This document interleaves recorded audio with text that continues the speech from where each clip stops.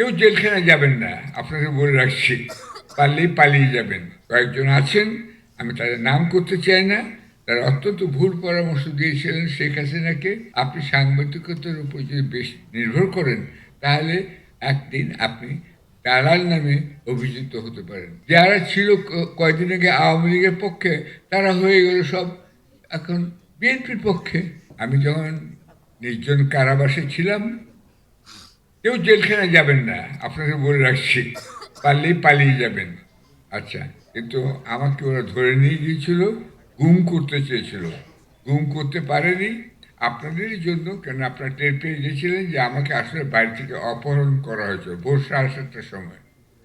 জেলখানায় যাওয়ার পরে আমি আমার বাম চোখ হারিয়েছি, বাম কান হারিয়েছি, ডান কান খুব কম শুনি, এবং ডান চোখে এখন আমি বলে 50% দেখি।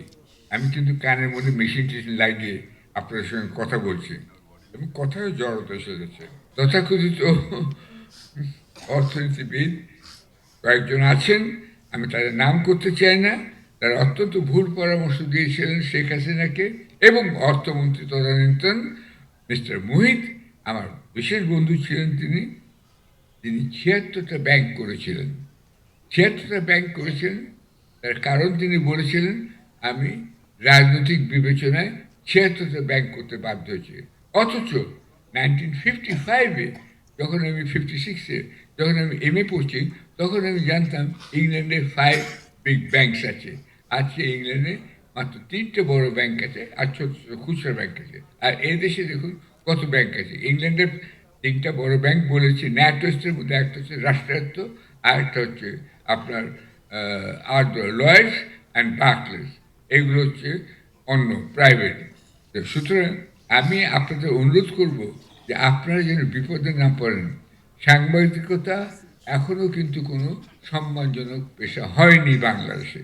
অত্যন্ত দুঃখের সঙ্গে আমাকে বলতে বাধ্য হচ্ছি যে আমি যখন প্রথম যাইতে শুরু করি, তখন 2জন এমপ্লয়ি যারা নিচ্ছিলেন, তাদের বাবারা বলেছিলেন সাংবাদিকতা ওরা তো সাংঘাতিক লোক, ছন্দ করেই বলতেন, এরা চাঁদাবাজি করে। সুতরাং আপনারা যে খুব সম্মানজনক অবস্থায় আছেন তা নয়, অথচ আপনাদের সম্মানজনক অবস্থায় যেতে হবে, তা নাহলে এই দেশ টিকবে না। সেই জন্য আমি মনে করি এই সাংবাদিকতা পেশার উন্নতির জন্য একটা নিউজ পেপার স্ট্যান্ডার্ডস কমিটি করা উচিত, যেখানে বিবেচনা করা হবে যে বিভিন্ন পত্রিকার যেসব ছাপা হচ্ছে এগুলো স্ট্যান্ডার্ড ঠিক আছে কিনা, একটা স্ট্যান্ডার্ডে আনতে হবে সবগুলোকে। এবং প্রতিটি সাংবাদিক ভাই বোনদের আমি বলছি যে আপনারা বিকল্প একটা কিছু পেশার ব্যবস্থা করুন। আমাকে যদি আজকে বিতাড়িত করা হয়, যেমন করা হয়েছিল বহুবারই, এরশাদ আমলে হয়েছে, হাসিনা আমলে হয়েছে, কিন্তু আমি জানতাম আমি মালদ্বীপে যাই, অথবা আমেরিকাতে যাই, অথবা ইউরোপে যাই, বা ইংল্যান্ডে যাই, আমি চার্টার্ড অ্যাকাউন্টেন্ট হিসেবে আমি একটা কাজ পাবই। সুতরাং আপনারা আরেকটা বিকল্প পেশার দিকে মন দেন। 4টে আছে বলেই আমি কিন্তু যা খুশি তাই লিখতে পারি, বলতে পারি এখনো। সেটা খালেদাকেই হোক, শেখ মুজিবকে হোক, হাসিনাকে হোক, এই স্বাধীনতাটুকু আপনাকে অর্জন করতে হবে।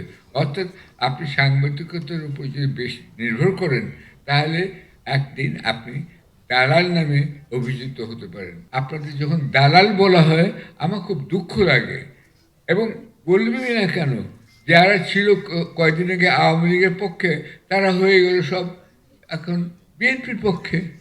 এটা একটা অদ্ভুত ব্যাপার নাকি? এটা ম্যাজিক। এই ম্যাজিকে কেন আপনার পাল্লায় পড়েছেন? এই ম্যাজিকে আপনি পড়বেন না। সুতরাং এটা আপনার সম্মান বাড়ছে না।